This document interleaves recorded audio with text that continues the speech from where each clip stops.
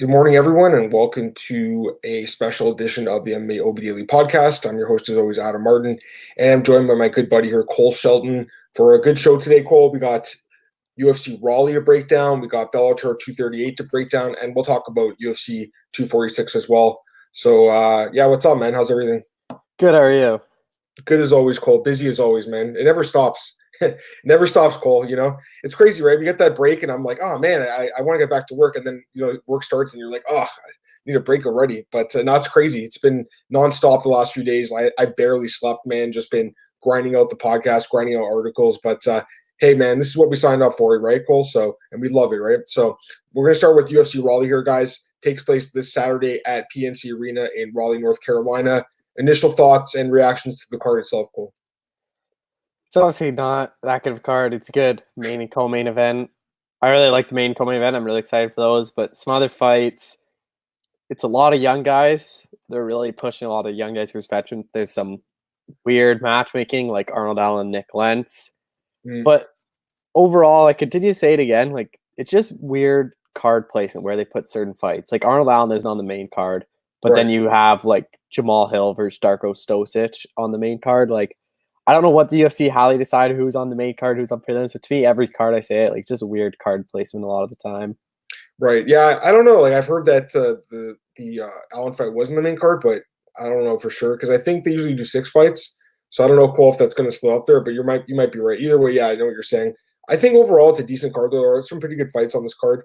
Let's start with the bottom, work way up. I'm going to use the Tapology schedule here. So the first fight, according to them, is Nate Landwehr versus Herbert Burns in the featherweight division. Both guys making their UFC debuts here. Current odds: Nate Landwehr minus 125, Herbert Burns plus 105. Give me your pick, my man. I like Nate Landwehr here. I've just been really impressed with him out in Russia. I know Herbert Burns, obviously brother Gilbert Burns, a really good submission specialist, has a lot of submission wins, had a big submission win on the Contender Series. And he had to win twice for Intimate. He won on the looking for a fight and got a contract for the Contender Series. He used to fight in one championship, had some good wins over like Honorero, Benario, and Nasjukin he submitted. So he's a tough guy, but Landwehr, he's just been fighting a lot better competition to me. Like, he's fighting a lot of the top guys in Russia, a lot of guys with good records, like 10-1, 16-3, 14-2. And he's beating them, and he has a lot of knockout power. I think it's going to be a fight. If he can keep it on the feet, he'll pick apart Herbert Burns. Might earn a TKO win, but I have Nate Landwehr by decision. Yeah, I'm actually with you on this one. I'm going to go with Landwehr as well. I think both guys are pretty solid. This kind of sucks for both guys, man. They're fighting like each other here. I think both guys have pretty bright careers in the UFC, Cole, but the UFC's got a stacked featherweight division, so this was going to happen. You're going to have 2 prospects going at each other. Landwehr, he's 31, Cole, but he doesn't have a ton of mileage. I know he's been fighting since 2012, but doesn't have that many fights in that time, 15 fights. So, just about 2 fights a year. That's not bad. He has looked really good in Russia. He is the M1 champion coming into this fight. He's on a 7-fight win streak. He has some finishing power. I would say his level of competition, it's been okay, not great. But Herbert Burns, kind of the same thing. He's looked really good lately, though, for sure. Coming off that win over Derek Minner in a Contender Series, he had that stint in Titan FC where he looked good. He had the championship experience in one championship where he didn't end up, I guess, doing as well as some hoped, but still had some nice wins like Timothy Nastyukhin, Cole. That's a good win. That's the guy that just knocked out Eddie Alvarez. So he's got some good wins. Also, Honorio Benario. He is a good fighter. I wouldn't bet on this fight because I do think it's going to be close, and I wouldn't be surprised if Burns does win. He is 31 as well, by the way. But it's an evenly matched fight. I just favor Landwehr. I've just been a little bit more impressed from what I've seen from this guy. I do think he's a legitimate fighter, and I think he does end up getting the win here, probably by decision, Cole. So that'd be my pick as well. I'm in agreement with you on that. Next up, we have a bantamweight bout. Brett Johns versus Tony Gravely, another Contender Series veteran. The odds right now, Gravely, a slight favorite, minus 115. Brett Johns, minus 105. Give me your pick. I like Brett Johns to win this fight. I know he's coming off a long layoff, but if you look at who he's on 2-fight losing streak too, but he lost Aljamain Sterling, Pedro Munoz. Those are 2 top 5, top 10 guys in the bantamweight division. Tony Gravely, I know he has 5 losses, but if you look at who he lost to, he's lost to a lot of top guys. He lost to Patrick Mix, who's should be in line for a Bellator title shot at bantamweight or the #1 contender fight.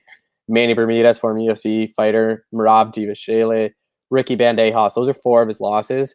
But if you look at it, 4 of his 5 losses come by submission, and that's where Brett Johns is the best. He's really good at getting fights to the ground, using chokes, arm bars. Like, he beat Joe Soto with a calf slicer with 30 seconds in. So I think he'll be able to take Gravely down. He'll be able to submit him in the first or second round. Yeah, I'm actually with you on this one. I do like Brett Johns a little bit as the underdog, especially. For me, it's just level competition. Brett Johns has been fighting really high-level guys. I know he is coming off a 2-fight losing streak, like you said, Cole, and he hasn't fought in a while. We should mention that. It's been a year and a half since he's fought in the octagon, so that's something to keep in mind. But losing to Munoz and Sterling, that's not bad. I mean, those guys are amazing, and he went the distance with both of them. And his other wins, he looked great. Like the Joe Soto fight, like you said, Morales and Kwok, they're okay wins. Also, his time in Titan, where he looked good against Wild Watson and Sharkbait Gutierrez. So he's been around for a while, Cole. This is a guy that a lot of people thought, including myself, that would be a really good fighter for a while. And I don't know if he's shown it all in the UFC yet, but at times he has, like the calf slicer. Gravely, he has a nice record. I mean, 19-5 is a solid record. But to me, Cole, I look at the level of competition, man, just not the same. Like, you just look at who he's fought. He's fought a couple notable fighters, but he's lost to them. Everyone he's fought that's good, he's lost to, Cole. Patrick Mix, Manny Bermudez, Merab Dvalishvili, Ricky Banderas. He's lost to those guys. His best win is, I don't even know who his best win is, Cole. Like, who is it? Like, the last guy beat Ray Rodriguez, and that guy's a journeyman himself. So I know he's been finishing guys, and that's obviously always dangerous. I just think that he hasn't fought anyone like Brett Johns yet. I think Brett Johns is going to get the win here, man. I do like Brett Johns. I think there could be some value as a dog. It's going to be a close fight for sure, but I just think he should be favored. So there is value, I believe, on Brett Johns here as the underdog. I think he should be the favorite in this fight, and I would end up picking him. I think he probably wins the decision, Cole, but I guess he could win by stoppage too. Next up, we have a women's bantamweight bout, Sara Mcmann against Leah Landsberg. The current odds have McMahon -155 and Landsberg +135. Who's your pick? I'm going with another underdog. I'm going with Lena Landsberg. She really impressed me in her last two fights, beating Tony Evinger and Macy Chiasson. I thought there was no way she was going to get past Chiasson, and she looked really impressed in that fight. Sara Mcmann hasn't fought since February 2018. It's almost been 2 years. She had a couple grappling matches in Quintet, but she's lost 2 straight, both by chokes to Mariana Renault and Ketlin Vieira. She's had a tough run in the UFC. Like, she's beat a lot of girls like Jessica Eye and Alexis Davis, but she's fought a lot of tough girls too. She's fought Ronda Rousey, Miesha Tate, Amanda Nunes. She has a lot of high-level competition, but she hasn't fought in a while. And Lena Landsberg, I think this is as good as she's going to get right now. Like, Macy Chiasson win really impressed me. I think she can keep the streak going. I think she can go and beat Sara McMann by decision. I don't know if you're reading my mind or not, man, but yeah, I'm with you on this one too. So we're 3 for 3 in the agreement circle. I do like Lena Landsberg too. I think there is value in her as an underdog as well. She's been impressive as hell lately. She's an older fighter for this division at 37, but Cole, she's getting better. She looked great in her last fight against Chiasson, and she looked great against Evinger. Overall, her record in the UFC it's only 4-3, but she did lose to some really good fighters, Cyborg, Ladd, and Kunitskaya. And to me, she's shown the improvements in her last few fights that I like to see from a fighter. Even though she's 37, she's getting better, which is crazy. And McMahon is also getting up there. And she's 39 now, Cole. So she's even older. But the difference is McMahon's getting worse, and I haven't been impressed with her at all. She hasn't fought in a long time, almost 2 years against Renault. She's coming off back-to-back submission losses. Her last win was in February 2017, Cole, 3 years ago. She's not the same fighter she once was. To me, she had a disappointing UFC career. She was supposed to be a title contender. She lost to Ronda. She got finished by her. She lost to Tate. She lost to Nunes. She just never looked great. I know she has a couple of good wins, I guess, over Davis and I, but to me, she's just never lived up to the promise that she showed in Invicta earlier in her career. I like Landsberg too, man. I think there is value again as an underdog here. It should be a close fight. If she does get taken down and decisioned, I guess I wouldn't be surprised, Cole, but I feel like she's going to be able to actually stuff some of the takedowns here and kind of use her grinding style to kind of push man against the fence and elbow her and hurt her and end up doing more damage and win decision. So Landsberg by decision is my pick. Just looking at the prop +245, I mean, that could be value, Cole. But I guess she could win it by submission as well. I do favor a decision slightly, though. All right, next up, we have the biggest mismatch in the court, according to the odds. Montel Jackson against Felipe Culeros. The odds right now, Montel Jackson -630, Culeros +465. I don't know about these odds, Cole. What do you think? Yeah, the odds are way too high. I am picking Montel Jackson to win. I think where Felipe Culeros is the best is the ground. I think Jackson's a better ground fighter. So I think if it's on the feet, I think Jackson's a better striker. I just think he's a better fighter all around. I don't know if he'll be able to submit Culeros. He might be able to ground pound TKO him, but at these odds, there's no way I'd lay money on Montel Jackson at all. We saw last week Mace Barber lose. Like, these high of odds add to your parlay to add $2-3, it really isn't worth it at all. Cole's right, and don't bet on this fight. The line's stupid. I don't get it personally. I mean, Montel Jackson, he is, I guess, the better fighter, more athletic, and he's slightly better, I guess, so far in the UFC. He does have that win over Brian Kelleher, which looks really good. I did pick him in that fight. He was a dog, I think. But I don't know, Cole. Like, I mean, he probably will win this fight. But Culeros, man, I had Pilarte in the last fight, guys, and I got screwed because he lost the decision. You guys don't want that to happen to you, right? So I wouldn't bet on this fight. My pick's going to be Montel Jackson to win a decision, Cole. If you bet on this fight, you're really playing with fire here because he could easily pull, a Nasrat hack press and lose, and you're going to be regretting it. Next up, women's flyweight division, Justine Kish against Lucy Pudilova. Odds right now have Lucy Pudilova -175, Justine Kish +155. Give me your pick. This is a fight where the loser is going to get cut from the UFC. Justine Kish hasn't fought in basically 2 years. Her last fight is January 27th. This fight takes place January 25th of 2020. Her last fight was in 2018. Lucy Pudilova is on a 3-fight losing streak, but look who she lost to. She lost a split to Irene Aldana, which looks really impressive. A decision to Liz Carmouche, and then she got submitted by Antonina Shevchenko. Those aren't bad losses. She beat Jaehyun Kim, who Kish just lost to in 2018, so I favor Pudilova by decision, but I wouldn't bet this fight at all because they've both been so inconsistent in their UFC careers. Man, this is one of the fights I was like kind of going back and forth on because I really could see it going either way. I think it probably ends up going to decision. I think it could be a split decision. It's going to be a fight where you're going to be sweating it either way, I believe.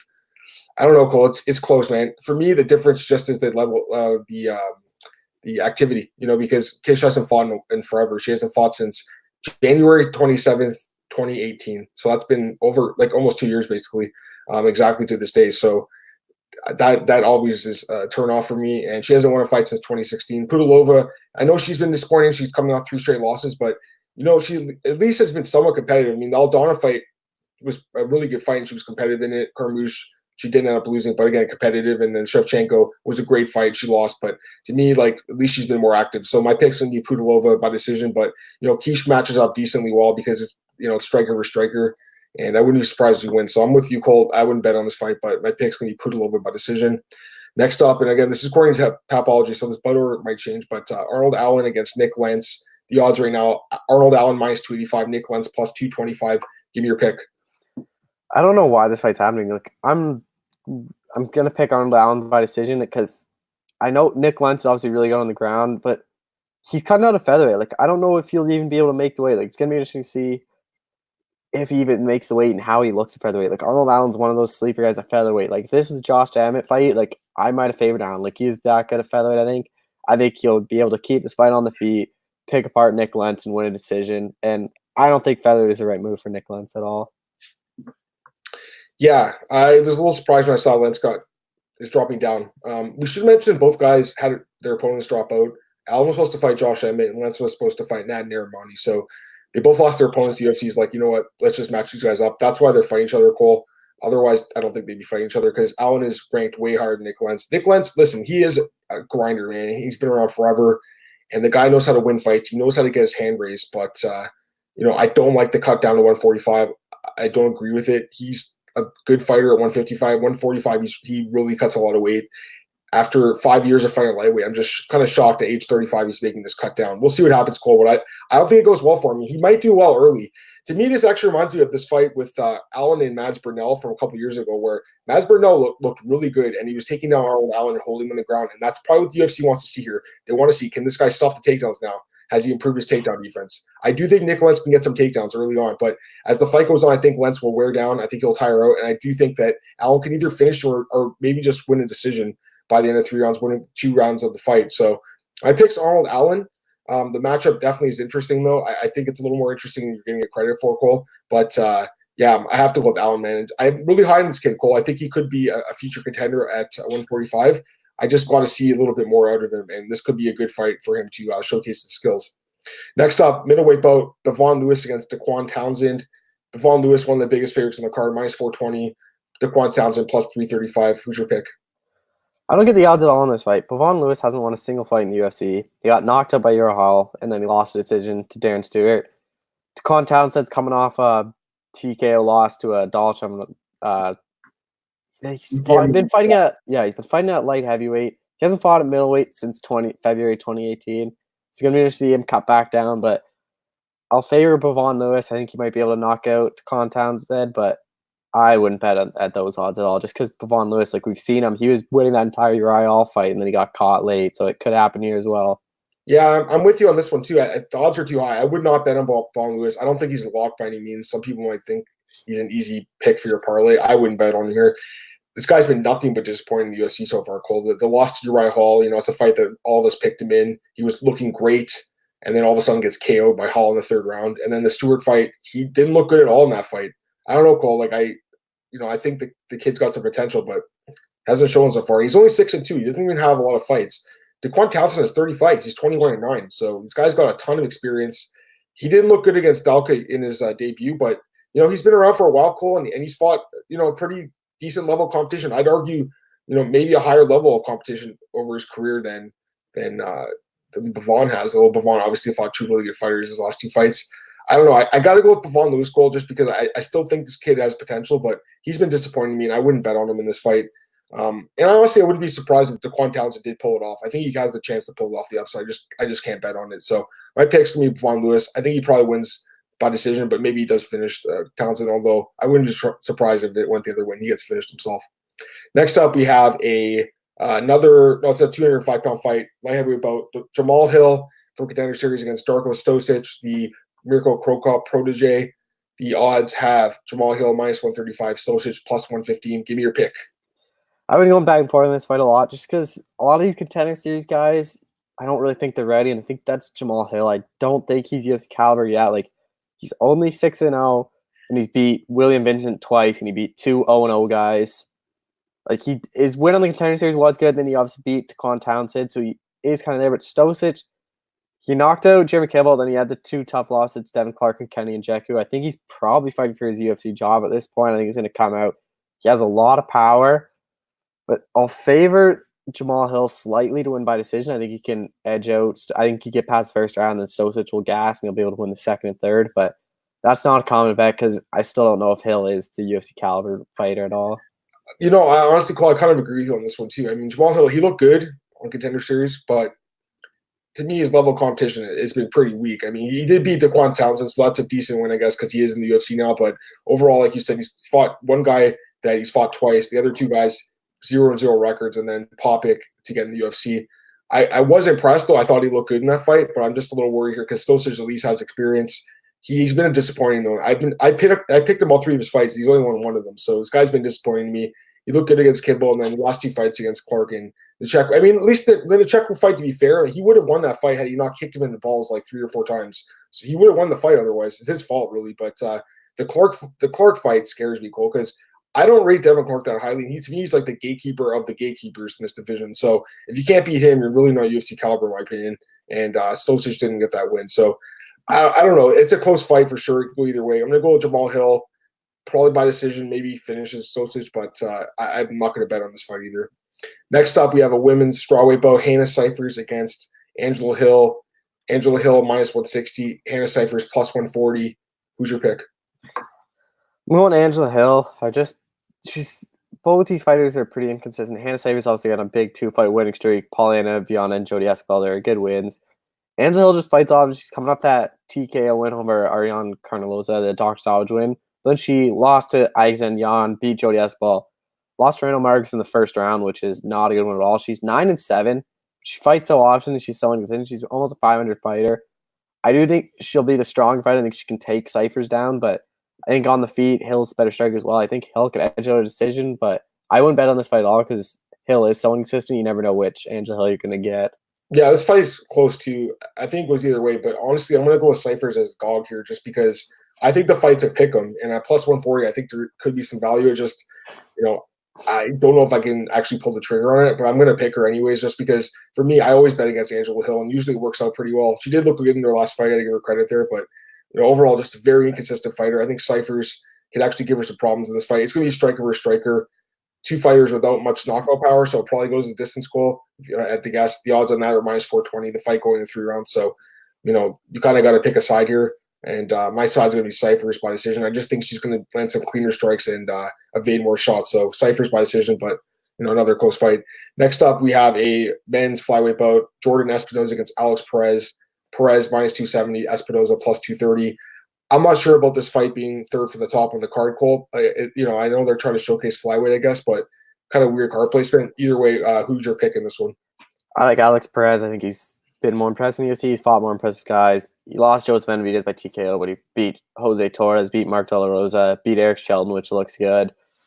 Has some good wins. Jordan Espinosa is coming off the loss to Matt Schnell. Before that, beat Eric Shelton in the UFC.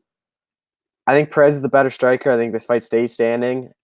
I don't know if it will go to the ground because Perez is dangerous on the ground as well. I know Espinosa has a lot of submission wins, but I think Perez can keep this fight standing. He'll pick apart Espinosa and earn a decision win.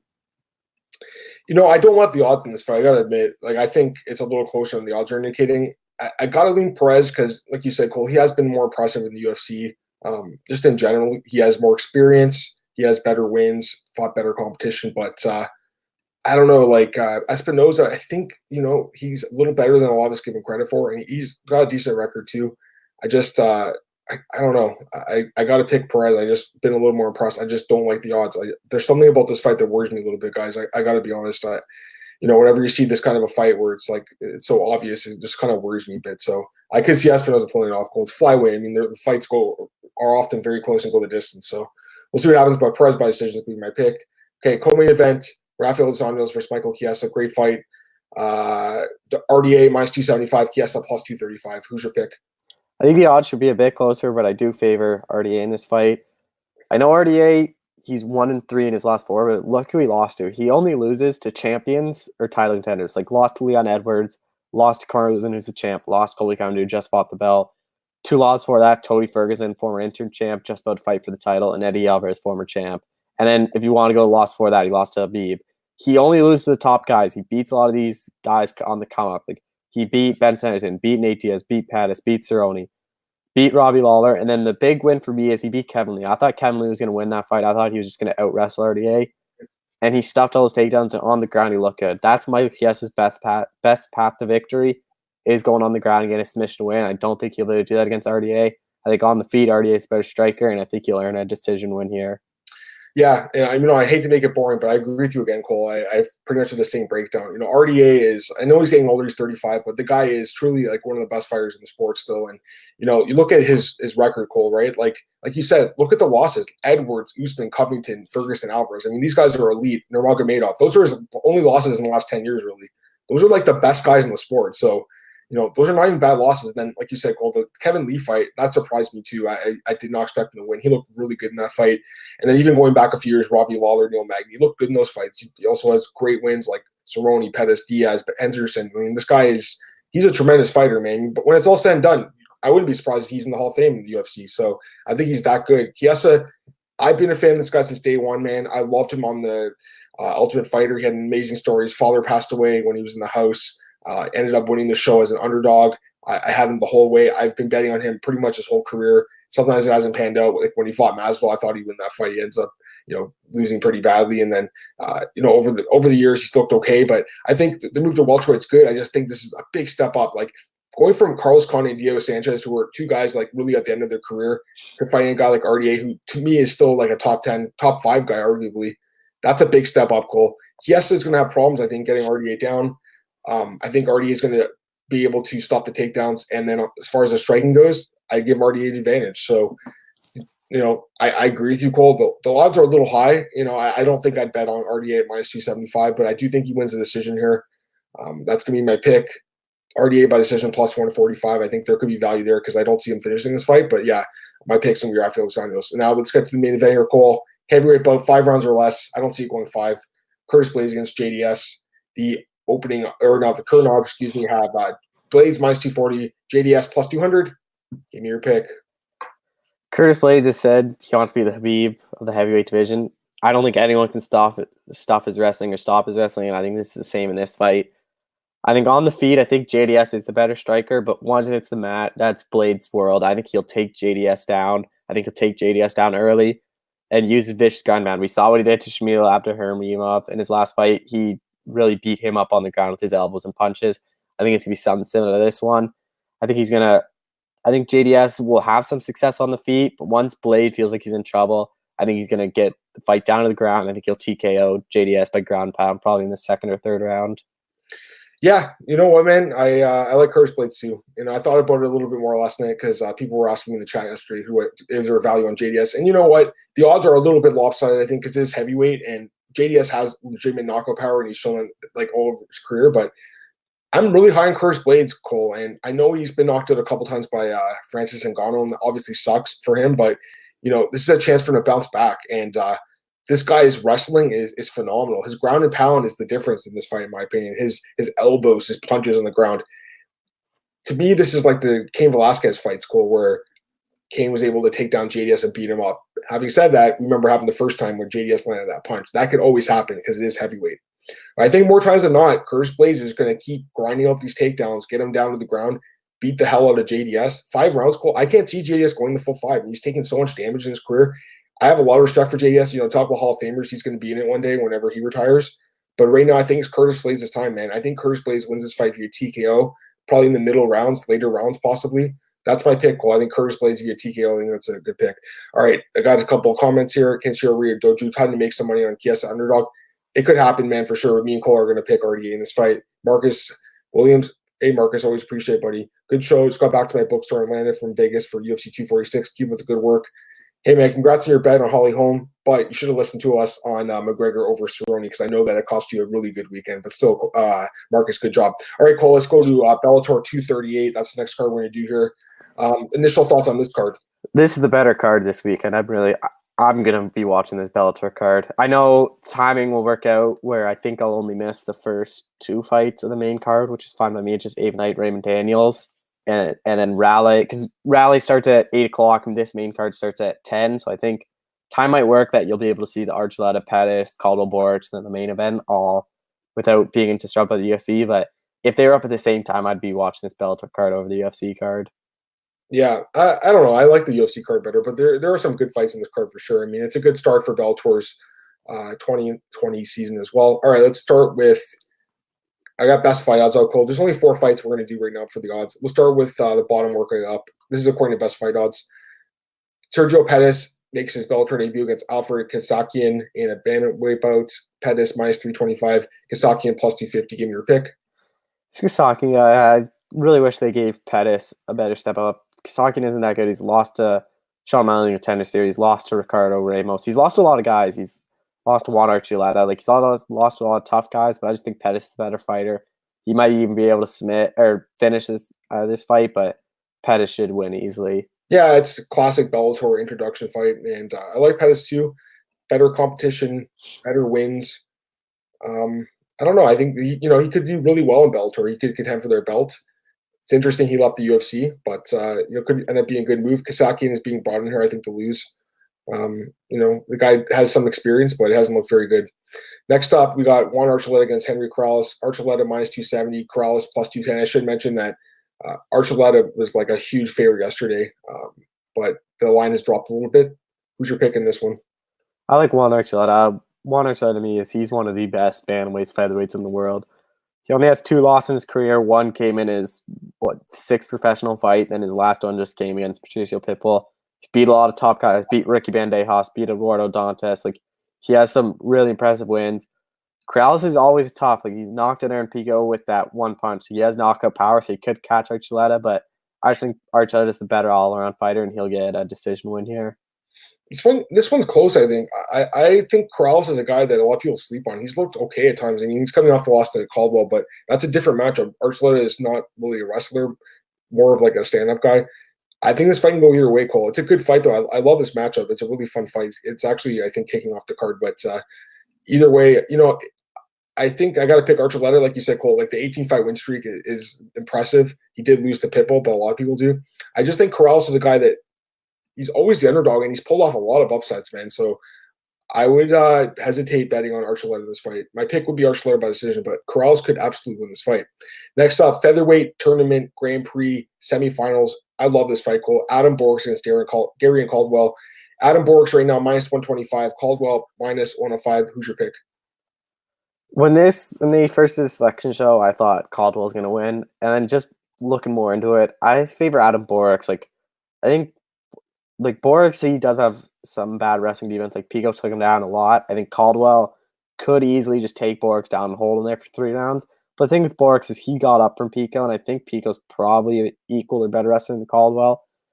In this fight, I think Caldwell also he gasses a lot because he uses a lot of his energy searching for a finish, and he takes kind of these breaks. I think if he takes that break or gas against Borix, I think Borix is going to land that flying knee of his, and yeah, I think he'll TKO Caldwell in the third or fourth round. We should mention it as a 5-round fight. I like Borix too, man. I really like this kid, and I think there is value. You got to bet on Borix here at -125. It's essentially a pick 'em. I'm really high in this kid, Cole. He, to me, is the sleeper of this tournament. Most people, including ourselves, Cole, both of us, we think McKee and Pitbull is probably going to be the finals. But don't be surprised if this kid ends up making the finals, man. I think he is that good. He's looked fantastic lately. Looked amazing against Pico. Looked amazing against Curran. I like him a lot here, man. And Caldwell obviously has the wrestling. That's going to be his game plan here. But I think Borix can keep it standing and on the feet. He's got a big advantage. Give me Adam Borix, man. I do like him for a bet here. And finally, main event of the evening, Cris Cyborg against Julia Budd. And it's for the women's featherweight championship in Bellator. Budd is the champion. However, she's a big underdog here at +320 with Cyborg as a big favorite, -390. Give me your pick.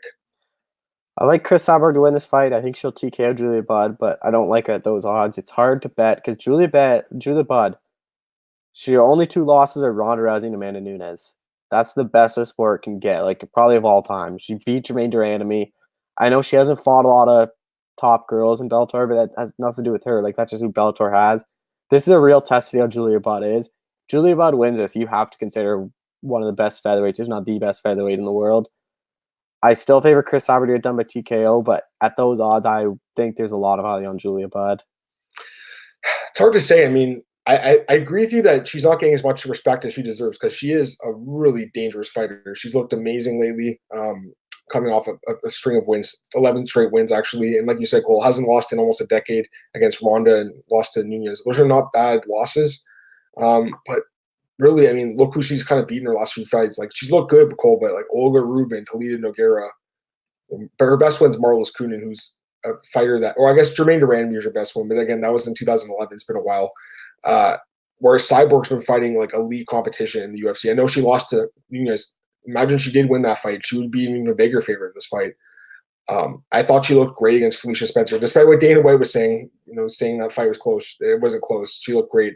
I got to go with Cyborg, man. I mean, like just the level of competition, Cole, Holly Holm, Yana, Landsberg. I mean, these are better fighters than who Julia Budd's been fighting. But, I do think the odds are a little bit too high because Budd is dangerous and she's the champion. You don't see a champ this much of a dog very often. So, my pick's got to be Cyborg, though. I do think she can finish Budd within 5 rounds by punches. That's going to be my pick. Good card, though, Cole, for sure. I really am going to look forward to this one. And we should just talk about the undercard really quickly. No odds, but Raymond Daniels is coming back against Jason King, and I believe his wife, Emily King's fighting Ava Knight, so that's kind of interesting. You got a husband-wife combo going on there. And then also in the prelims, you got Aaron Pico against Daniel Scary Carey, who's coming off a really big upset win himself. I'm a little surprised Bellator did that fight because, Cole, if Aaron Pico loses, I mean, he might end up retiring, man, at like age 20, whatever is he, 22, 23. Also on the prelims, you got Curtis Millender, your boy, making his Bellator debut or his return to Bellator. And AJ Agazarm is also on this card as well. So any thoughts on the prelims? And if you want, you could talk about what Curtis Millender told you if you want to mention that. Yeah, just on the prelims, like I don't get this Aaron Pico matchup. Like that's weird.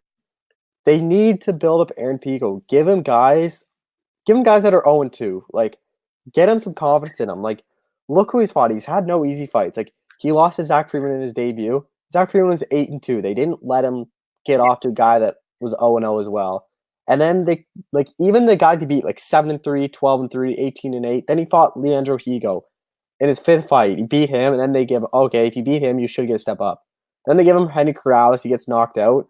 You should not give him Adam Borix. Adam Borix knocked out again. If you lose Daniel Carey, he's 4-4. Like Bellator, they get made fun of for Dylan Dance's matchmaking, but that's honestly what you need there in Pico at this point. Like you need to stop giving him these top guys that can beat him. Like give him a lot of these guys that you just sign up from the regional scenes that are 1-3 or 2-2. Like Aaron Pico needs a string of 4 or 5 fights like that. Get all of 2020, get him 4 fights against guys that aren't that high level. Aaron Pico should win, get his confidence back, and then he should be fighting a guy like Carey. Like, I think this is a losable fight for Pico. I do favor Pico slightly, but I wouldn't be surprised if we see Aaron Pico lose again and he's 4-4. But Yeah, there's a lot of good fights in this. Just Curtis Millender, he's back Bellator, 1-fight deal. When I talked to him this week, he made it very clear it's about whoever pays me. He goes, if I put on good performance, if Bellator wants to keep me, I'll sign Bellator. If PFL wants me, he said Roy McDonald's his dream matchup. you get fired. And he said, and that $1 million is plus if UFC wants to bring him back to go back to the UFC. But one thing that I asked when I said, Roy McDonald's is your dream matchup, but because he brought up this one name, and I said, what happens if you save money, you got offered 1-fight deal to fight Michael Page? He goes, oh, my career would not be finished unless I get the chance to slap up Michael Page. Apparently, Michael Page has turned down Curtis Millender multiple times. When he was first in Bellator, they turned him down. When he became a free agent, when Derek Anderson pulled out on 10 days, Millender called up Rich Chow and said, I'll step in. Page turned it down. So he doesn't think it's a fight that Page will accept. And he kind of ripped the matchmaking Page and just went in on Michael Page. It's really interesting. I'll have that up this week. But yeah, there's a lot of good fights in prelims. I wish Curtis Millender was higher up. I think it's just because he's on 1 fight, so I don't think Bellator wants to give him a huge spotlight and then him just walk to PFL or whatever. So, but yeah, and then obviously AJ Agazarm, Nate Diaz's guy. So it's going to be interesting to see if he can get another win. Yeah, and Chris Avia is his guy as well. But yeah, as far as the Millender thing, when you told me that the other day, man, I just laughed because Michael Page, his matchmaking is just a joke. I mean, Paul Daly got fired for his comments on the Bellator broadcast. He wasn't wrong, Cole. He was not wrong. Page ended up fighting Richard Kiley. Who the hell is that? Who is that guy? You know what I mean? Like, this guy's fighting absolute, like, the worst guys he can fight. It's a joke. I think Curtis Millender actually beats Michael Page. I think he has a good chance to beat him. So, too bad we didn't see that fight, Cole. But, yeah, Michael Page, probably one of the most overrated fighters in the sport right now. Listen, like, the guy's got talent. We all know that. But he's fighting guys that are just out of his level. And he just wants to do it to up his resume. But I don't agree with that at all. All right, let's talk about UFC 246 because I didn't get a chance to talk about it with you yet. I already did the results yesterday. I went down the whole card, but there's a few things I want to highlight here. So as far as McGregor goes, I mean, he looked amazing, Cole. You're obviously going to say that too. We all are going to say that. Now the question is who he fights next. Dana wants Khabib. He says Conor wants Khabib. Conor says he doesn't want Khabib. Conor says he'll take anyone. Masvidal says Conor won't fight him. Usman says Conor won't fight him. Gaethje says Conor won't fight him. Nate Diaz is always out there. Who's he going to fight next, man? I'd love to see the Jorge Masvidal fight just because Khabib makes – I don't really like how Dana White's saying, oh, we're going to do the Khabib rematch. Does he not realize Khabib's fighting Tony Ferguson? I know. It's respectful, right? Like, it's crazy. Tony Ferguson, I think this is the hardest test of Khabib's entire career, and they're just acting like Khabib's fighting like this 0-0 guy. Like, yep. I would be surprised if Tony Ferguson won that fight, but there's no way Conor's fighting Khabib next just because, say Khabib does win in April, he has a Ramadan, earliest he'll fight is September, probably October. Maybe September back in Abu Dhabi because they like Khabib going there. Conor's not going to wait after 40 seconds, not even taking a single strike, till September. He's going to fight again. If he stays at welterweight, I think Masvidal makes sense for the BMF title. Put that one up. Justin Gaethje always makes sense. Go back to lightweight, see if you win, or even see if Gaethje will go up to welterweight because Kavanaugh said they don't want to cut weight unless it's for the title. Like, I think those two fights make sense. The Diaz trilogy, I don't know if it makes sense right now, just because it makes sense anytime. And Diaz is coming off the loss. You can build up. Conor, say he beats Masvidal or Gaethje, fights Khabib, say he fights Khabib and loses, then you can do the Diaz trilogy. I think that trilogy can happen even if Conor's coming off a loss. So I think for me, it's Masvidal or Gaethje next for him. Yeah, absolutely. I'd like to see the Masvidal fight. I think all of us will, but it's just I talked about this in the earlier show today, Cole. It's timing issues right now. It's timing because Conor wants to stay busy this year. Masvidal wants to stay busy. And right now, it looks like Conor is going to have to wait for Khabib in April, which is stupid. I didn't like the fact they booked that fight so far away. I mean, I think it could have been booked next month or March, at the earliest. Why in April? To me, it's just so far away. We'll see what happens, Cole. I think any of those guys can take the fight. You got Bisping out there saying now that he thinks Nate Diaz is going to get the fight. I wouldn't write that off, Cole. I think there is a chance it could be Nate Diaz because I think that trilogy fight's such an easy money grab for the UFC right now. And it's always there, though, so maybe it could happen in the future. If it's me, it's what the fans want. Every fan I've talked to, Cole, wants Masvidal versus McGregor. Every media member I've talked to wants Masvidal versus McGregor. But it seems like Dana White's really dead set on this Khabib rematch, which, Cole, what happens if Conor fights Khabib again and gets dominated again? Then what? At least if he fights Masvidal, it's a different matchup and at a higher weight class. He goes back to 155 and loses. No one's going to be as interested in him anymore. So, to me, it would kind of destroy all the goodwill he's made here coming back off the win over Cerrone. And, we got to talk about Cerrone really quickly. I don't agree with people that are saying he's completely washed up, Cole, because if you look at who he's fought, man, he lost to McGregor, Ferguson, and Gaethje. Those are 3 of the top 5 guys in that division. Having said that, the guy is getting older now. He's 36, turning 37 soon. He's on the decline. I don't know. Do you think he's washed up? I don't think so, but I do think he needs to get a step down competition. I don't think he should be fighting top 5 guys right now. Me either, and I think he's going to be looking for these, what Anthony Pettis is doing, these kind of fun fights, like Pettis, Nate Diaz, give him Felder, Hooker. I know Felder's his friend, but he's fought his friends before, Nancy Medeiros. Just give him guys like that doesn't have title contention. They're just a fun fight against a big name. You can headline a fight night card. But Cowboy, this is like, Cowboy's kind of legacy is this, like, anytime, anyone, anywhere. It's not going to be his how great a fighter and how he won a belt. Like, that's not his legacy. Like, his legacy is just, like, he was a badass. He'll fight anyone. He'll fight at any weight class. So, like, I just think that's what you need to do. If you want to fight a welterweight, fight a welterweight. If you want to fight a lightweight, fight a lightweight. I think the belt is kind of unreasonable for him right now. Yeah, I don't think he'll ever be a champion, unfortunately, because he was close a few times. But, you know, and the whole joke is, like, you know, championship fights Cerrone, he just kind of folds up. It is what it is, Cole. I will say this. I don't think he dived. I know some people said that. That's stupid to me. I do think he kind of folded up, though, Cole, once he got hit with that kick. I don't think he wanted it in the fight anymore. He made his money, and he got to go home. Now, we got some questions here. Sander, thanks for your questions, buddy, here. Yeah, I find it pretty gnarly how Dana's forcing the Khabib fight, saying it's the biggest fight out there, where it might as well be equal, if not bigger than this one. There has to be a title on the line. Such a jovial excuse. Come on. Or sometimes Dana's an ass. Yeah, sometimes. I would say a lot of the time. But, yeah, I'm with you, man. You know, and here's the other thing, Cole. If they do the Masvidal fight, the BMF belt's right there. I know it's not a real belt, but they could always make that fight for the BMF title, McGregor versus Masvidal, or they could create the 165-pound belt too, Cole. That's another option they have if they really want to title the line. Because then McGregor could be trying to be the first 3-weight champion. Yeah, sell it as that way. Yes, sir. Exactly. But here's the other thing, Cole. Look how apparently UFC 246 did 2 million buys. That's what Dave Meltzer's reporting. So that's huge, right? There was no title on the line, Cole. I think fans just want to see really big fights. Even if Masvidal and McGregor doesn't have a belt on the line, I'm with Sander. I think that's a big fight. Marcus Williams, who do you think Nunes will defend her 135-pound title against next? Well, we didn't talk about the Holly Holm fight because, man, this was a terrible fight. I know you won money on it, Marcus, but my God, it was bad to watch. Super boring. Terrible choice as a co-main event. It really should have been Pettis Ferreira, Cole. I think we agree with me on that. This was a garbage fight. Now Pennington's out there saying, you know, she didn't want to be hugged for the full 3 rounds. Well, work on your clinch defense, you know? Like, it's her fault she lost. It was a garbage fight.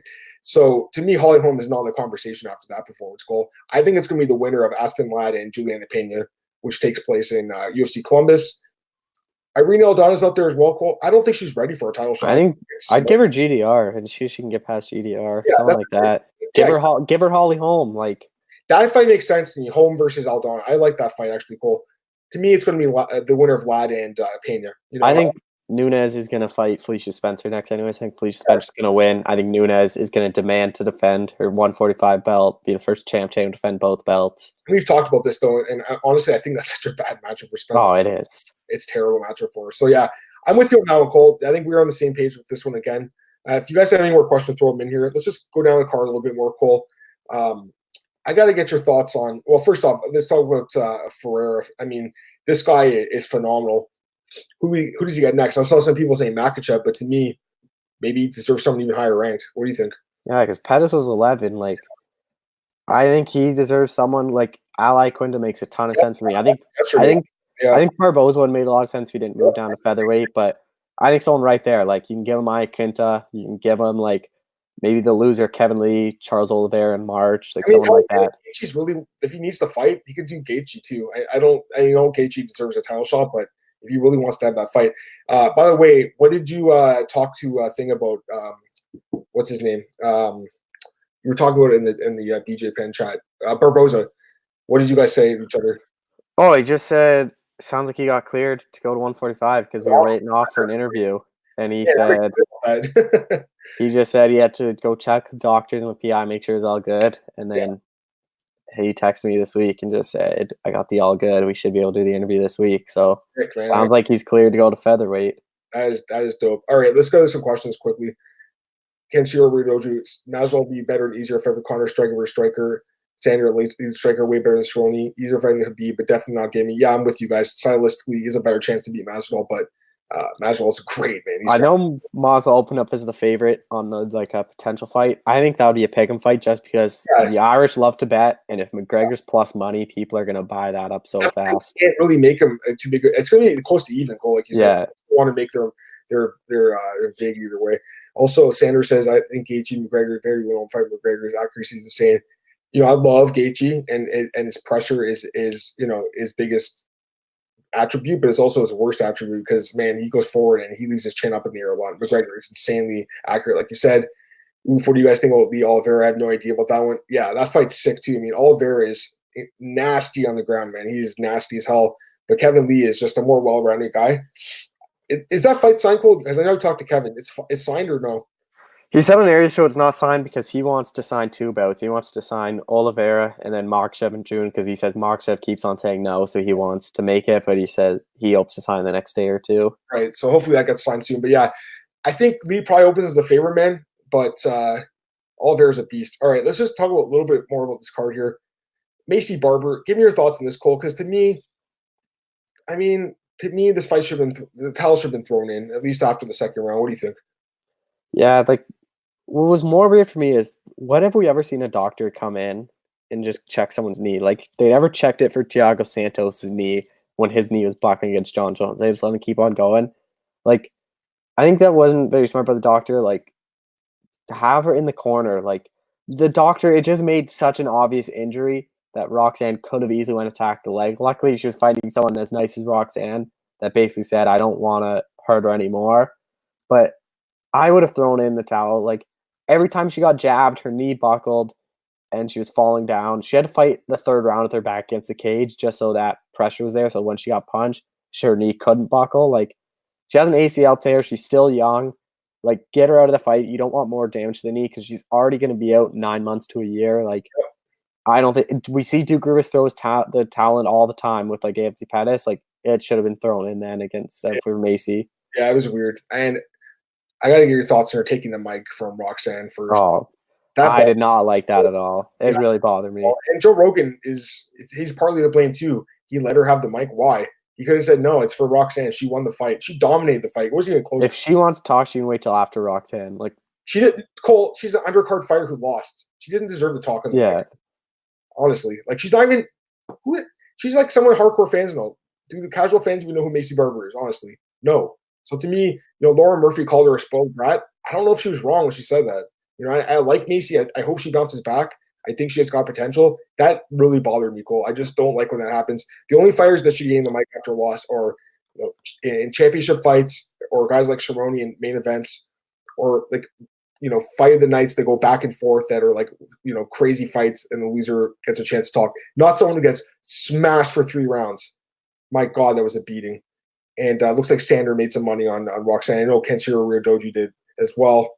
And Big John said Joe Rogan shouldn't let Macy talk first, and Big John is right. And Big John is doing the same thing now in Bellator, and I think he probably would have been a little better about that. Just going down the card a little bit, Cole. Youssef looked really good. Askarov looked good.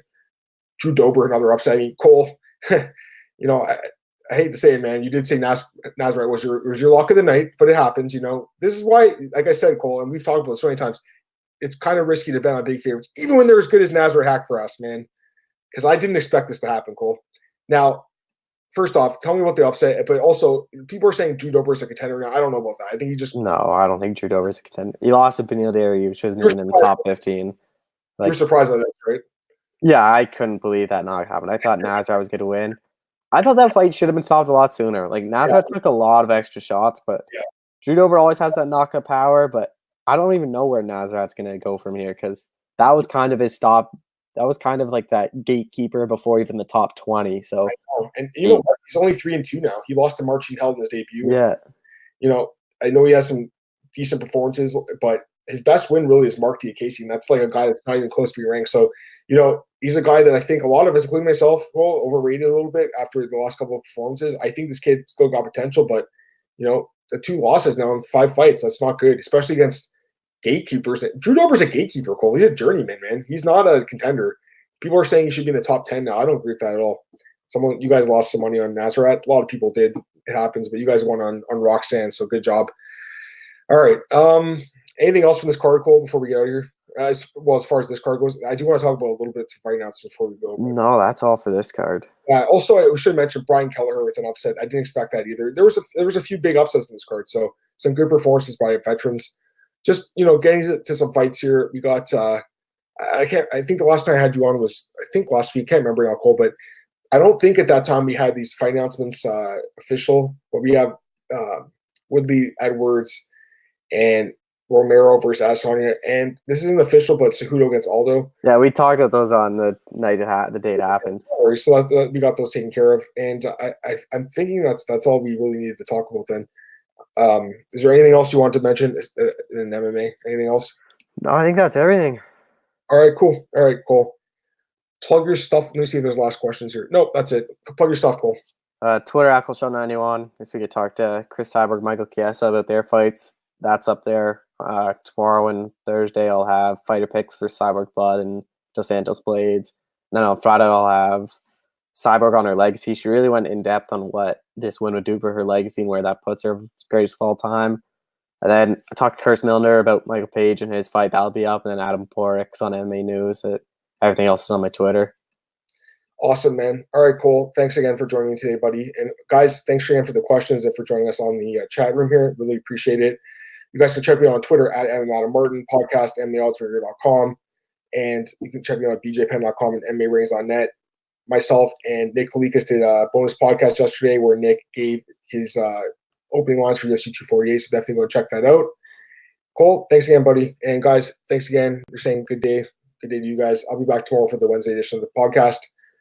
Cole, have a good one, man, and we'll talk to you guys soon. Bye.